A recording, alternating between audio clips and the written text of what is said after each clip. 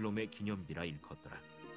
사독의 아들 아히마아스가 이르되, 청하건대 내가 빨리 왕에게 가서 여호와께서 왕의 원수 갚아주신 소식을 전하게 하소서. 요압이 그에게 이르되, 너는 오늘 소식을 전하는 자가 되지 말고 다른 날에 전할 것이니라.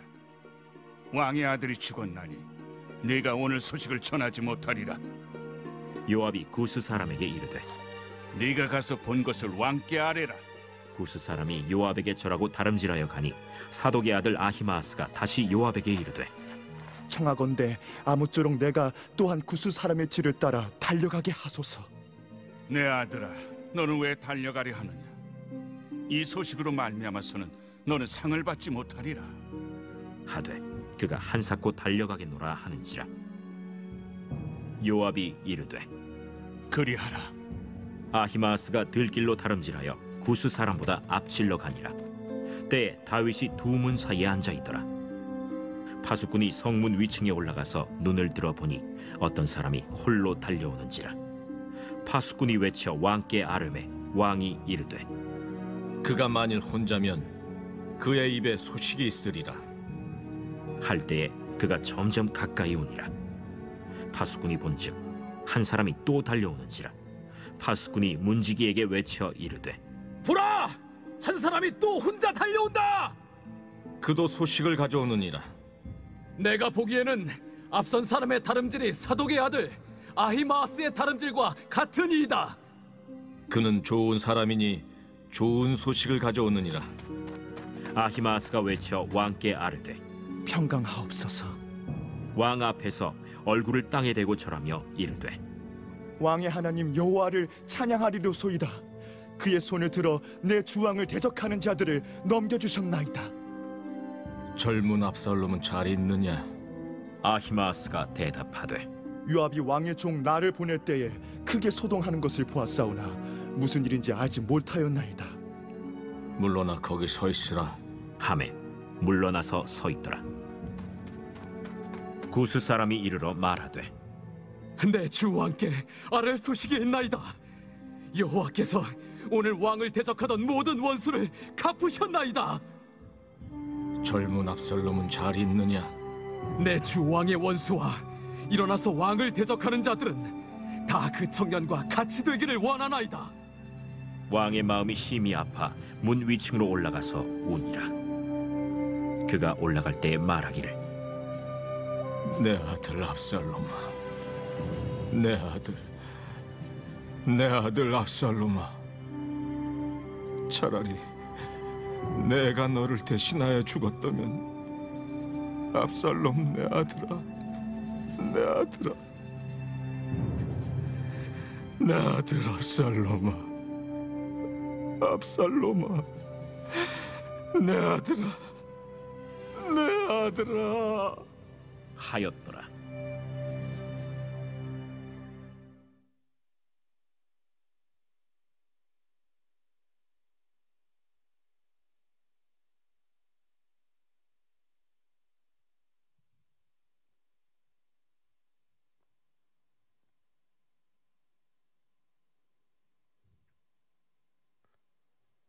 시작해.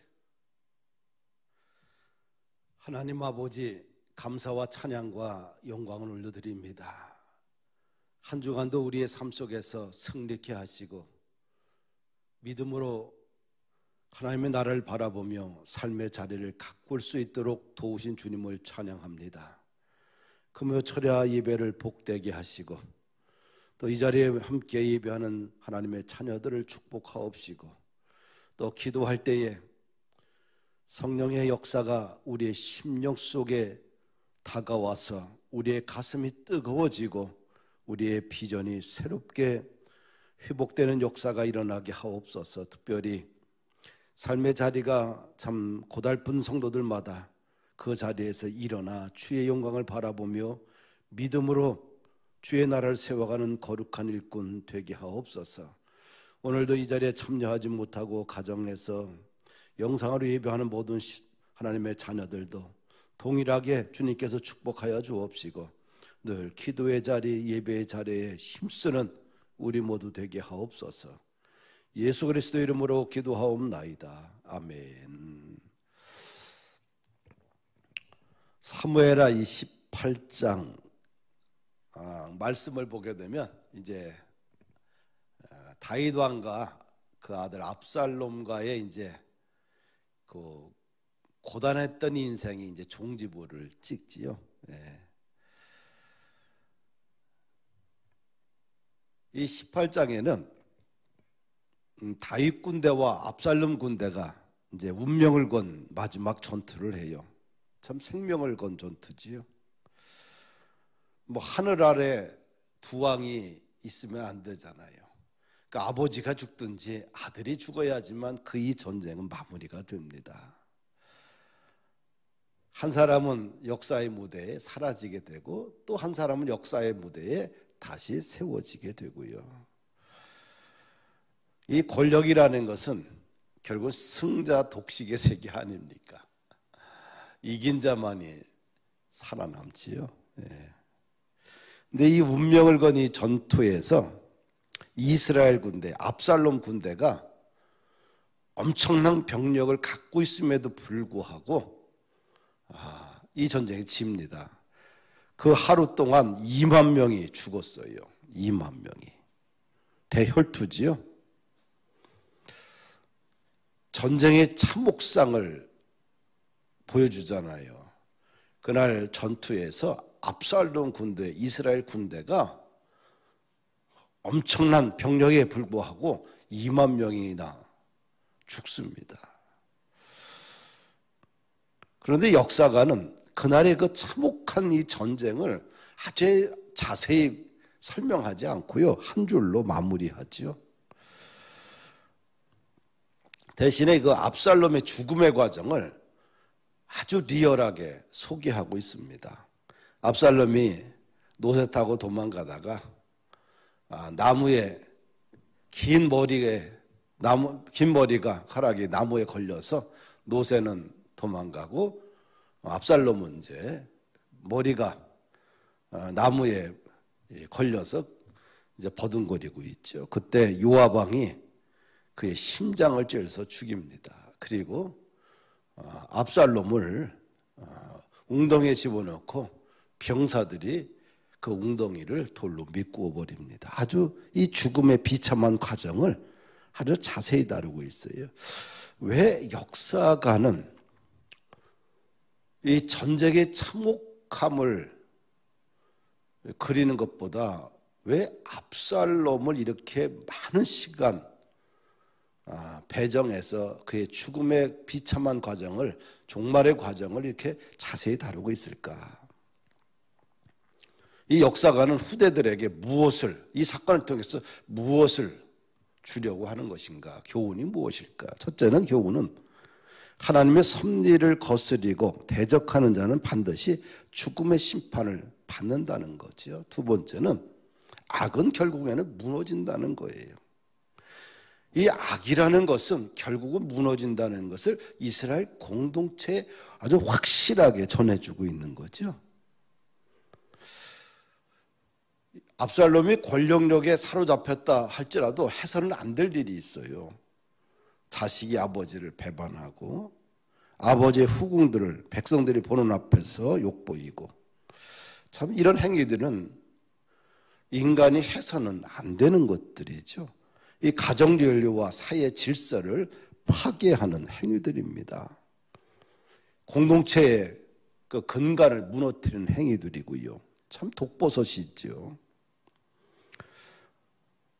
그리고 배반의 결과는 결국은 실패고 죽음이라는 것을 역사가는 아주 강조하는 거죠. 그리고 하나님이 선택한 왕은 다윗 왕이라는 거예요. 다윗 왕을 통해서 하나님 이스라엘 역사를 섭리하고 또 이스라엘 역사를 해석해 나가고, 다윗 왕을 통해서 하나님의 나라가 세우는 것이 아버지의 뜻이거든요. 그래서 하나님의 섭리를 배반하거나 그것을 거역하는 무리들에 대해서 아주 역사가는 아주 분명하게 이 죽음의 전 과정을 자세히 설명하면서 교훈을 주고 있는 겁니다.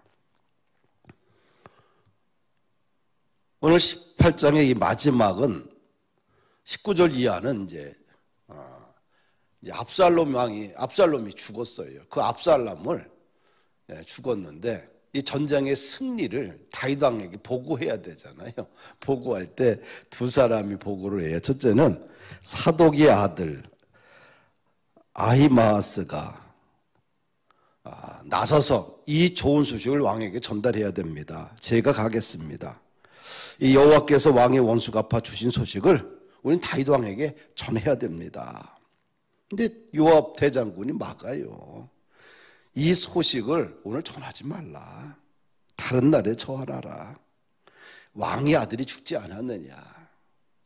근데 요압은 대장군은 구스 사람에게 네가 본 것을 왕에게 전하라고 명령합니다. 그런데 사독의 아들 아히마아스가 요압에게 말합니다. 나도 왕에게 가서 이 기쁜 소식을 전하겠다. 그래서 구스 사람보다 지름길로 가서 왕에게 이 전쟁의 승리 소식을 전합니다. 파수꾼이 이제 보는 거예요. 근데 어떤 한 사람이 달려옵니다. 그 달려오는 모습을 보니까 사독의 아들 아히마아스입니다. 다윗 왕이 이렇게 말해요. 저 사람은 좋은 사람이니까 좋은 소식을 가져올 것이다. 사독의 아들 아히마아스가 왕에게 전쟁 승리를 전합니다. 왕의 하나님 여호와를 찬양하면서 내 주 왕을 대적하는 자들을 넘겨주셨습니다. 이 왕의 하나님을 찬양하면서 대적자들을 하나님께서 왕을 대적하는 무리들을 하나님께서 갚아주셨습니다. 보고를 해요. 그런데 다윗 왕이 그 전쟁의 승리의 보고를 받으면서 29절 다른 얘기하지 않아요. 야, 감사하다. 하나님께 영광 돌리고 애썼다. 수고했다. 뭐 이런 얘기하지 않고요. 젊은 압살롬은 잘 있느냐. 자기 아들 걱정하고 있잖아요. 사독의 아들이 말합니다. 저는 잘 모릅니다. 요압 장군이 저를 보낼 때에 그당 혼란스러운 상황이기 때문에 당신의 아들이 죽었는지 살았는지 잘 모르겠습니다. 이어서 구스 사람이 와서 보고를 합니다. 오늘 왕을 대적하던 모든 원수를 하나님께서 다 갚아주셨습니다. 왕이 구스 사람에게 물어요. 젊은 압살롬은 어떻게 되었느냐? 왕을 대적하는 무리들과 같이 그 청년도 같이 다 죽었습니다. 이 33절 보면 자기 아들이 죽었다는 소식을 듣고 나서 왕이 이렇게 눈물로 흘려요.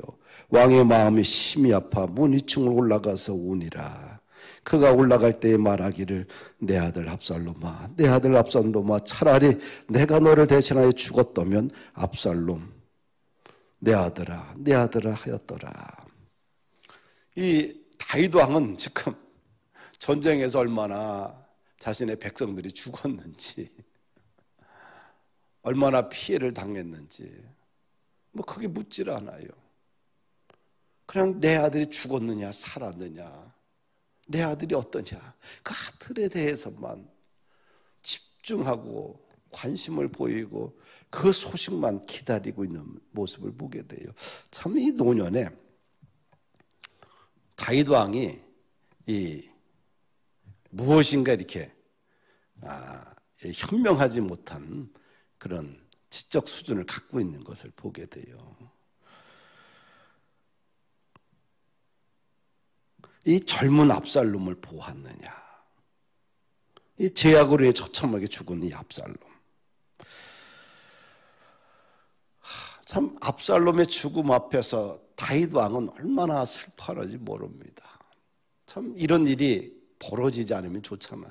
우리 일상생활 속에서 이런 끔찍한 일들이 일어나면 안 되잖아요. 참 평안한 것이 복인 것 같아요. 평안이. 요즘 이제 제가 이제 문자를 이렇게 주거니 받거니 하다가 마지막 문자를 이런 말을 잘 써요. 오늘 이 하루도 평안하세요. 살다 보니 안전이, 평안이, 샬롬이 가장 큰 복이라는 것을 느끼게 됩니다. 오늘 이 하루도 당신의 삶의 자리에서 안전하세요. 평안하세요. 샬롬하세요. 다윗 왕이 자신의 아들의 안전을 묻는 거예요. 내 젊은 아들 압살롬이 안전하냐? 오늘 이 시대를 살아가는 우리 청년들뿐만 아니라 이 시대를 살아가는 주의 자녀들에게 묻습니다.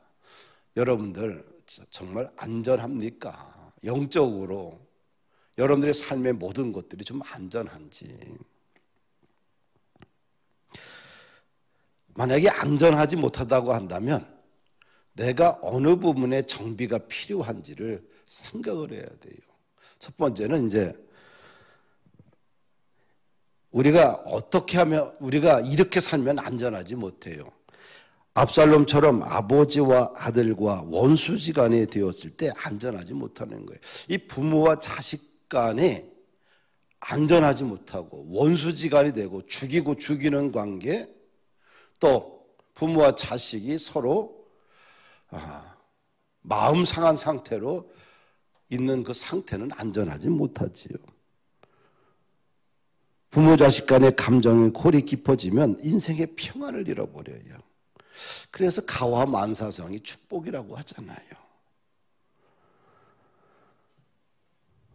이 원망의 화살을, 자녀와 부모 사이에 이 원망의 화살을 자꾸 쏘게 되면 감정이 상하게 되고요. 그러면 서로가 상처를 받고 마음이 황폐해지게 되고요. 이런 서로 이 죽이는 게임은 인생에 전혀 도움이 되지 않아요. 그래서 이 가정은 십자가가 회복이 돼야 돼요. 십자가는 조건 없는 용서와 조건 없는 사랑이 십자가의 본질이잖아요.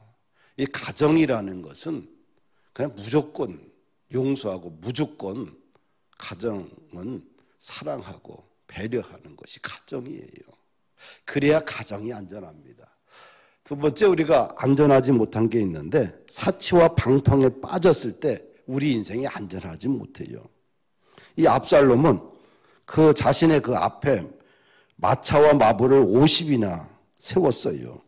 낭비, 악의 근원, 사치, 뭐 이런 것이 전혀 인생에 도움이 안 돼요. 이렇게 살면 인생이 안전하지 않습니다. 쓸데없는 일에 돈을 허비하는 청년은 인생이 안전하지 않지요. 이 사치나 방탕한 것들, 습관성 술에 빠져 산다면 안전하지 못하지요. 술에 빠져 살게 되면 사람의 감정의 기복이 심하게 되고 사고의 능력이 떨어지고요. 현실 감각이 떨어지고 잘못된 판단으로 인해서 재정적, 관계적, 정서적인 문제가 드러나게 됩니다. 그리고 다혈질이면서 인심 쓰기를 좋아하는 청년들이 있다고 한다면 그런데 술을 좋아한다. 그러면 이 마귀의 미끼에 빠지기가 참 쉽습니다. 저녁에 꼭 술집에서 영업하는 분들이 있잖아요. 영업을 꼭 술집에서 하고 꼭 뭐 노래방에서 하고 2차. 이런 사람들은 현실적으로는 어떨지 모르겠지만 심령이 황폐해져 버리고요. 그의 삶이 온전해지지 않습니다. 또 방탕, 사치와 방탕의 길에 빠진 사람들이 있잖아요.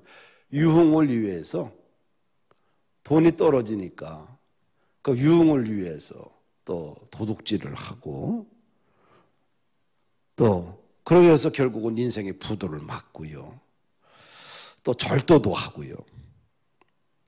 뭐 절도하는 사람들이 대부분이 왜 절도했냐 물어보면 유흥비 마련 때문에 그렇다고 하는 보고가 많잖아요. 이 향락에 빠지면 나중에는 거지꼴이 되지요.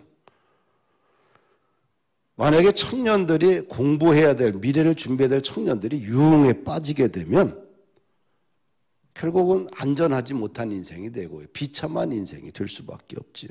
탕자는 부모의 유산을 받아가지고 나가서 유흥에 다 써버렸어요. 소비했어요. 결국은 어떻게 돼요? 거지가 돼버렸어요. 인생이 그냥 다 부서지고요. 이 즐거움이라는 것은, 세상의 즐거움이라는 것은 돈 있을 때만 그래요. 돈이 떨어지고 나면 어떻게 돼요? 낭비하고 나면 인생의 깊은 밑바닥에서 슬피우는 인생밖에 되지 않습니다. 그래서 사치와 향락에 빠지게 되면 인생이 안전하지 못하다. 세 번째는 나쁜 성품을 가진 사람들과 사귀는 사람은 안전하지 못해요. 이 솔로몬과 잠언서를 쫙 읽어보십시오. 삶을 세우는 말씀들로 가득 차 있고요. 이렇게 살면 삶이 파괴된다고 분명하게 말하고 있잖아요. 잠언서 13장 20절 보니까 지혜로운 자와 동행하면 지혜를 얻고요. 미련한 자와 사귀면 해를 받느니라. 이 생활이 난잡하고 무절제한 친구들을 사귀면 그냥 타락의 길로 걷게 돼요. 그러면 안전하지 않은 거예요. 네 번째는 예물에 너무 신경 쓸 때 안전하지 못하지요. 온 이스라엘의 가장 아름다운 친구가 왜 압살롬이에요. 백성들부터 칭찬을 받은 사람이에요. 이 머리가 1년 자라고 나면 3kg가 넘습니다. 깎고 나면은. 하여튼간 이 압살롬은 외모 경쟁력이 뛰어났어요. 외모로 이스라엘 백성들에게 칭송을 받았던 사람입니다. 그런데 어떻게 돼요? 마음은 아름다운 외모 속에, 멋진 외모 속에, 멋진 머리칼 속에, 그 속에는 뭐가 있어요? 권력욕이 있잖아요. 아버지를 지키고서라도, 형제를 죽이고서라도 권력을 차지하고자 하는 권력욕이 그 속에 심겨져 있잖아요. 외모지상주의보다 참 내면을 좀 아름답게 가꾸는 것이 축복이 아니겠는가. 이 내면은 늘 성찰을 통해서, 회개를 통해서 말씀으로 다져질 때 내면이 성숙해지고 질서가 세워지고요. 그래서 이 내면은 이 말씀과 독서와 회개를 통해서 깊어지고 다듬어지고 또 내면의 질서가 생기고 내면이 자리 잡게 돼요. 우리가 외모도 어느 정도 갖고야 되겠지만, 그것도 경쟁력이지만 이것이 지나치게 되면 오히려 자신의 인생에 발목이 잡힐 수가 있어요. 아름다운 외모도 필요하고요. 잘 가꾸는 외모도 필요하지만 더 중요한 것은 속사람 내면이 건강해야 돼요. 그래야 인생이 안전합니다. 다섯 번째는 이 압살롬을 보십시오. 청년이 악을 행할 때 안전하지 못한 거예요. 아버지의 후궁들을 백성들은 보는 앞에서 여인을 취하고요. 그 도덕적으로, 사회윤리적으로 이것은 아니잖아요. 우리가 악을 하게 되면 삶이 안전하지 못합니다. 또 여섯 번째, 분노하는 사람 안전하지 못해요. 인간관계에서 조금이라도 손해를 보거나 억울한 일을 당하면 그냥 못 견디는 사람이 있어요. 그래서 분노를 하게 되면, 감정을 표현하기 시작하게 되면 많은 것을 잃어버리게 돼요. 그래서 성공하려면 그릇을 잘 준비해야 돼요. 근데 그릇을 준비하는 과정이 매우 힘들지만 그래도 그릇을 준비하는 해서 그런 훈련의 과정을 거쳐야지만 좋은 리더가 될 수 있습니다.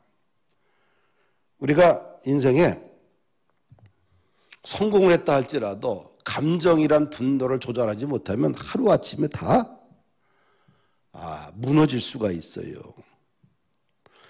이기적이고 자기 감정에만, 독선적인 감정에만 충실하게 되면 많은 것을 잃어버리게 돼요. 화를 잘 내는 성품은 마귀의 올무에 빠지기 쉬워요. 그래서 이 분노를 잘하는 사람들은 결국에는 삶이 무너져요. 영적 성장이 거의 불가능합니다. 일터에서 많이 봐요. 분노를 자제하지 못하고 감정을 드러내는 사람하고 누가 함께 일하고 싶겠어요? 감정을 절제할 수 있어야 돼요. 감정을 절제하지 못하고 분노를 그대로 쏟아놓게 되면 삶이 안전하지 못해요. 또 7번째는 게으른 사람은 안전하지 못하지요. 게으른 사람을 누가 좋아할까요? 게으른 사람은 아무도 좋아하지 않습니다. 게으른 청년, 미래가 없어요. 게으른 사람과 함께 나의 시간과 소중한 물질과 인생을 나누고 싶어하는 사람이 이 땅에 아무도 없습니다. 게으름의 동의어는 가난이에요. 게으르면 결국에는 모든 것을 다 빼앗겨 버려요. 가난이, 핍절이 그냥 쏜살같이 다가와요. 게으름은 죄악입니다. 게으르면 안전하지 못해요. 성실하면 인생이 평안하고 안전해요. 또 8번째, 부정부패를 일삼는 사람들은 안전하지 못해요. 사업상의 이유이든 어떤 이유든지 간에 매일 양심과 타협을 시도하는 사람은 매우 위험한 사람이겠죠. 세상 앞에서도 하나님 앞에서도 바른 모습 아니에요. 언젠가는 다 드러나게 돼 있어요. 그 부정부패를 통해서 나중에는 뭐예요? 그것이 자신에게 다시 인생을 가로막는 그런 장벽이 되고 말아요. 우리가 정직하게 살아야 돼요. 깨끗하게 살아야 돼요. 그래야 안전합니다. 9번째, 주의를 안 지키는 사람들이 안전할까? 주의를 안 지키게 되면 영적인 것을 떠나서라도 우리가 기본적으로 우리 사람은 일주일에 5일을 하고 또 하루 쉬게 돼 있잖아요. 요즘 5일 일하는 게 대세잖아요. 그래야 지적으로 또 근육도 신경도 두뇌도 뼈도 영혼도 추스리고 회복이 일어나지 않습니까? 그래서 주일은 모든 일주일 동안 열심히 살고 주일은 하나님 앞에 나 예배하면서 우리 영혼이 주님 앞에 찬양할 때에 우리 영혼이 안전하게 되고 영혼이 질서가 잡히니까 육체도 건강해지고 또 인간관계도 재정적인 것도 관계적인 것도 감정적인 것도 잘 다스리면서 살게 돼요. 이것이 안전해요.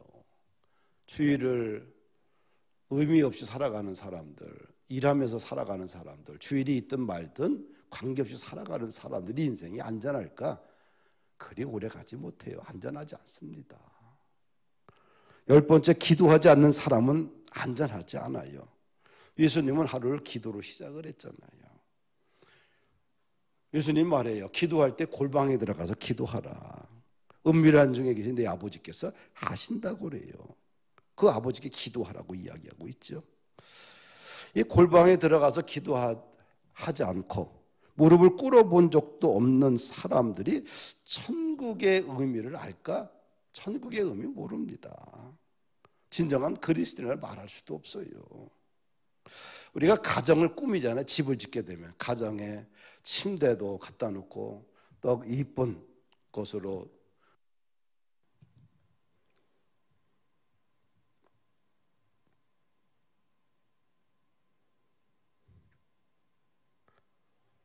시작해.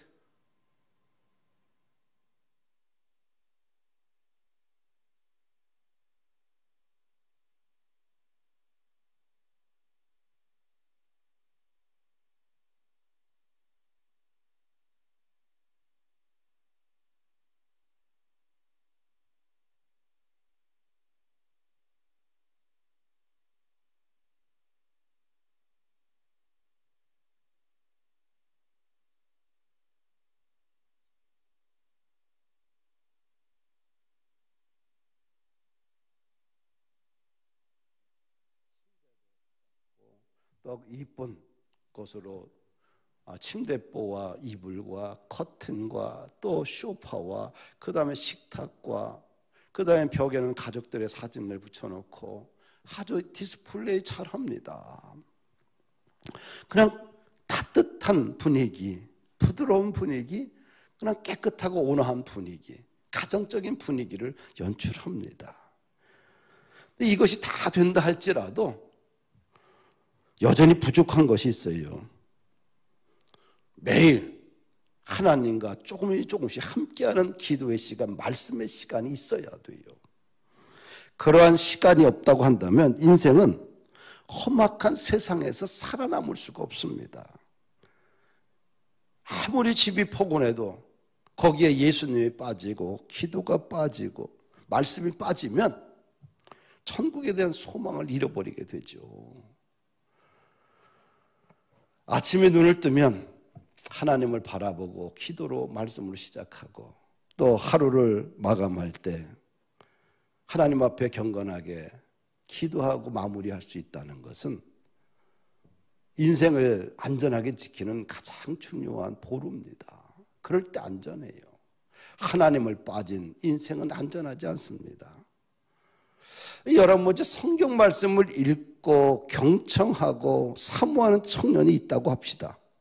근데 그에게 결단력이 없어요. 한 번도 주를 위해서 고백도 안 하고 그런 사람이 안전할까? 안전하지 않을까? 안전하지 않습니다. 죄에서 거의 구원받은 사람입니다. 그런데 완전히 구원받은 사람이 아니에요. 이 말은 아직까지는 죽어있는 사람이에요. 우리가 말씀을 묵상하고 듣고 깨달은 것은 삶을 통해서 고백하고 또 살아내고 결단력을 가지고 뚫고 나가고 그래야 인생은 안전한 거예요. 말씀에 묵상만 있고 결단이 없고 삶의 행위가 없으면 그 말씀이 당신의 인생을 구원할 수 있을까? 변화시킬 수 있을까? 거의 변화시키지 못합니다. 안전한 인생 되지 않아요. 말씀을 갖다가 묵상하고 그 말씀이 내 인생 속에 생동감 있게 나를 변화시키고 또 삶의 자리에서 그 말씀이 적용돼서 내 인생을 완전히 바꿔놓을 때에 안전한 거예요. 마지막으로 그러면 누가 안전한 청년인가? 안전한 성도인가? 예수 그리스도를 믿으면 안전합니다. 하나님의 말씀을 사랑하고 다른 것에는 기울이지 않는 사람은 참 아름답지요. 그리고 그의 인생은 안전합니다. 겸손한 자 안전합니다. 겸손한 청년은 자신이 완전하지 않다는 것을 알고 스스로 자만하거나 과도하게 자기 자랑을 하지 않기 때문에 안전하지요. 이런 청년들은 앞장만 서려고 하지 않고 어느 곳에 있든 필요한 곳에 찾아가고 내려가는 사람 안전합니다. 언제나 무릎을 꿇고 하나님의 인도하심을 기다리는 청년 안전해요. 말씀과 성령님의 지시가 없다고 한다면 한 걸음도 한 발을 내딛지 않고 그 자리에서 하나님께 기도하고 하나님의 인도를 받으려고 하는 사람은 안전한 사람이에요. 안전한 청년이고 안전한 그리스도인이에요. 말씀을 마칩니다. 젊은 압살롬은 안전하냐? 다윗 왕이 승전보를 가지고 온 파수꾼에게 물었습니다. 전쟁에 관심이 없어요. 내 아들은 안전하냐? 거꾸로 당신들의 가정은 좀 안전합니까? 당신들의 영혼은 안전합니까? 우리 청년들 당신들의 인생은 안전합니까?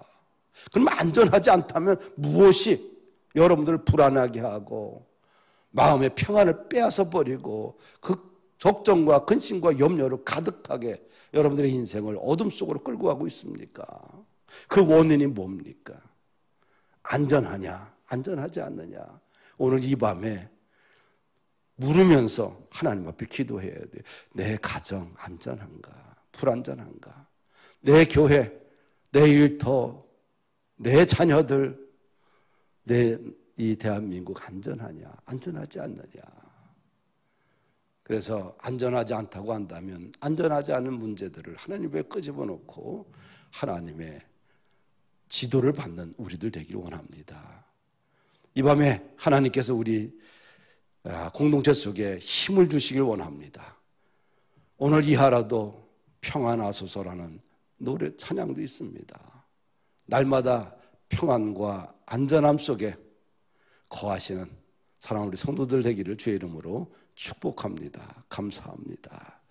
하나님 아버지, 감사와 찬양과 영광을 올려드립니다. 주님, 이 자리에 오셔서 우리의 심령 속에 평안을 주시고 우리 삶에 어그러졌던 것들을 다시 펼쳐주시고 또 하나님의 사랑과 평안과 십자가의 복음으로 회복되는 역사가 일어나게 하옵소서. 예수 그리스도 이름으로 기도하옵나이다. 아멘.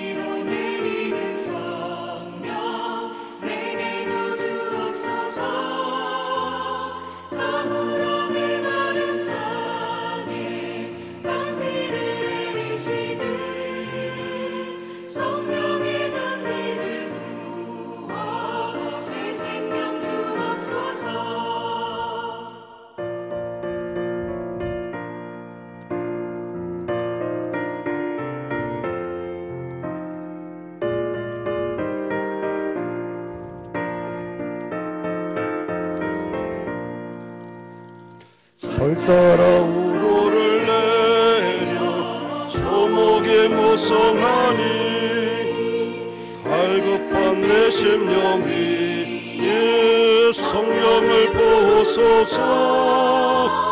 가물어 메마른 땅에 단비를 내리시고 성령의 단비를 부어 새 생명 주옵소서.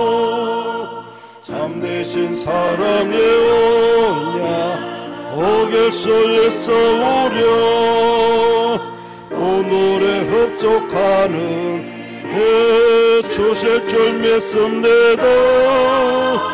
가물어 메마른 땅에 단비를 내리시도 성령의 단비를 부어 새 생명 주옵소서.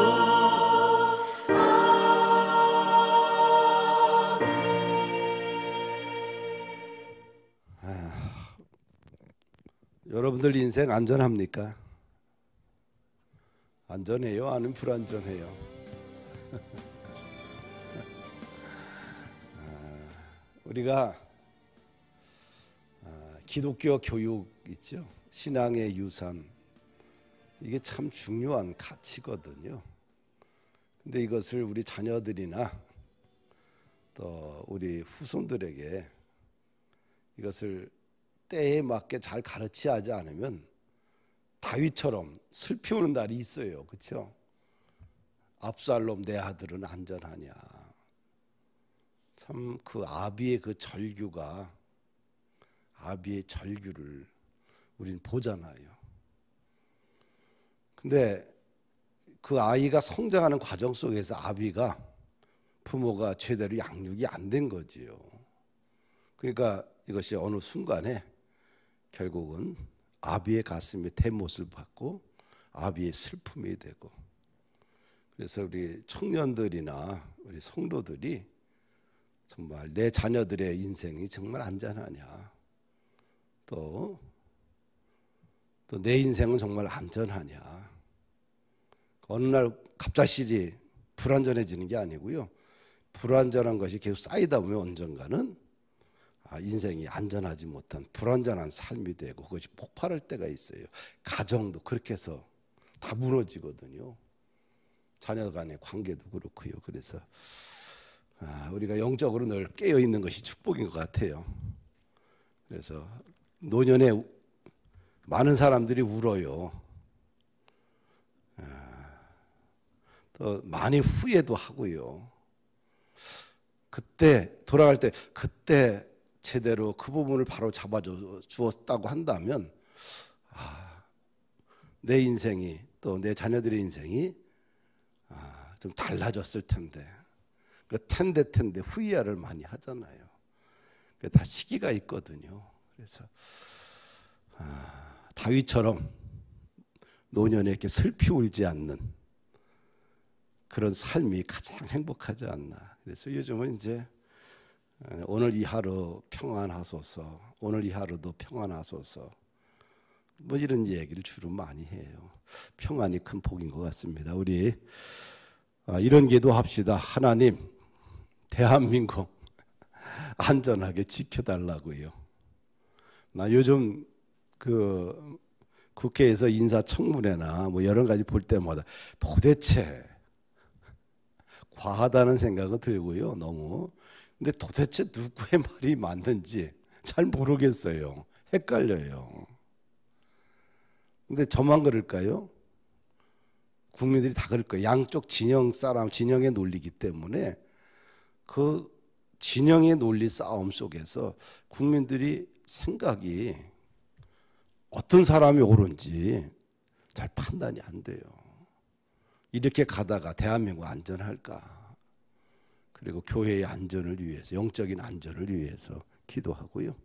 또 가정의 영적인 안전, 또 경제적인 안전, 정서적인 안정, 서로에 대한 그런 커뮤니케이션이 잘 되는, 대화가 잘 되는 그런 안전한 가정 되게 해달라고 기도하고요. 또 그래도 벌써 다음 주는 또 우리가 수양회를 또 1박 2일 하게 되는데 이왕 하는 거 안전하게 또 잘 왔다가 잘 갔다가 잘 지내다가 올 수 있도록 우리 위해서 기도하십시다. 그리고 교회 중직자들이 영혼이 안전할 수 있도록, 그래서 슬피 오는 인생들이 아니라 시간이 흐르면서 점점 웃고 즐거워하고 하나님과 함께했던 삶이 이렇게 복되구나, 그런 간증하는 우리들 되기를 원합니다. 우리 주여 일창하고 우리 함께 같이 뜨겁게 우리 기도하길 원합니다. 불 좀 꺼주시겠래요? 거기? 네. 우리 주여 일창하고 함께 우리 기도합시다. 주여 할렐루야. 아버지 하나님, 은혜와 또 하나님의 영광이 이곳에 충만하게 인도하여 주옵소서. 오늘 솔로몬이 전쟁의 참화 속에서 신하들의 보고를 받을 때에 그의 관심사는 오직 젊은 압살롬이 안전하냐, 젊은 압살롬이 안전하냐, 오직 자신의 아들의 죽음의 문제 놓고서 질문하는 아비의 마음을 바라보며 그 슬피 울고 눈물 흘리고 놓고서 질문하는 아비의 마음을 바라보며 그 슬피 울고